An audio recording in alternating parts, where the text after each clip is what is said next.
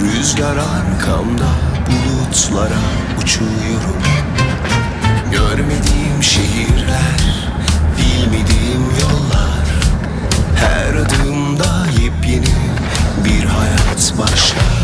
Kimi zaman çöl, kimi zaman deniz, her köşesi ayrı bir sürpriz. Sırtımda çanta, kalbimde heves, bu macera bana yepyeni bir nefes. Dünya bizim, haydi gezelim, her yeri gezerek keşfedelim. Uzaklar yakın, hayaller gerçek, her adımda yepyeni bir renk. Dünya bizim, haydi gezelim, her yeri gezerek keşfedelim. Uzaklar yakın, hayaller gerçek, her adımda yepyeni bir renk.